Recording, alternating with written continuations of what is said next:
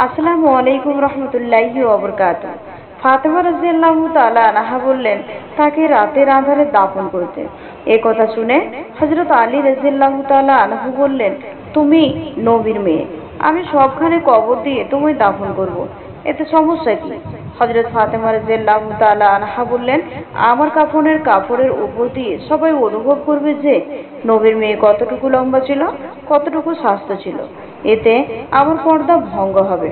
হযরত ফাতেমা রাদিয়াল্লাহু তাআলা আনহা-এর ইন্তেকালের পর তার লাশের খাটিয়া বহন করার জন্য মানুষ মাত্র তিনজন, হযরত আলী রাদিয়াল্লাহু তাআলা আনহু এবং শিশু হাসান ও হুসাইন রাদিয়াল্লাহু তাআলা আনহু।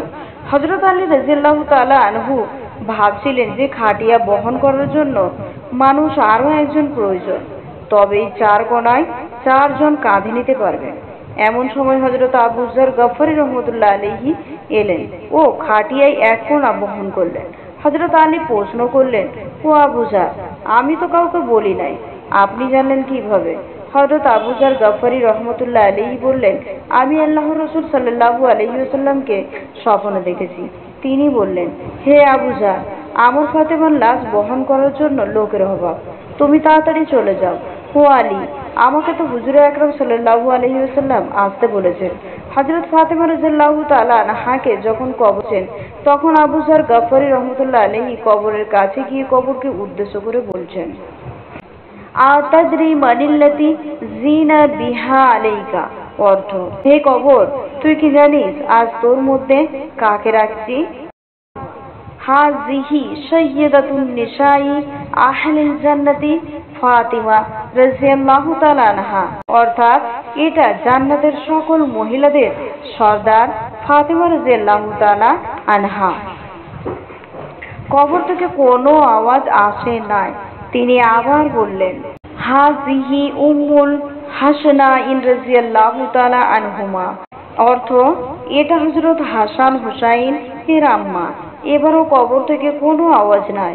তিনি আবার বললেন, হাজিহি জাওজাতি আলী কাররামাল্লাহু ওয়াজহা, এটা হযরত আলী রাদিয়াল্লাহু তাআলা আনহু এর স্ত্রী। এবারও কবর থেকে কোনো আওয়াজ নাই। কোনো সাড়া না পেয়ে তিনি আবার বললেন, হাজিহি বিনতি রাসূলুল্লাহ সাল্লাল্লাহু আলাইহি ওয়াসাল্লাম, এটা দোজাহানের বাদশাহের মেয়ে। খবরদার, কবর বেয়াদবি করবি না। আল্লাহ তাআলা কবরের জবান খুলে দিলেন। কবর বলল, আনা বাইতু জুলমতি, অর্থ, আমি অন্ধকার ঘর। আনা বাইতু দুদাতি, অর্থ, আমি সব বিচ্ছুর ঘর। আনা বাইতুন নফরতি, অর্থ, আমি এমন একটি ঘর যার মধ্যে কোনো বংশ পরিচয় কাজ হয় না। আমি দোজাহানের বাদশাহের মেয়ে ফাতিমাকে চিনি না, হযরত আলীর স্ত্রীকে চিনি না, হাসান হুসাইনের আম্মাকে চিনি না, জান্নাতের মহিলাদের সর্দারনিকে চিনি না। আমি শুধু চিনি ঈমান আর আমল। তাই আসুন সকলে তওবা করে আল্লাহর রাস্তায় ফিরে আসি, সকলে ভালো আমল করি।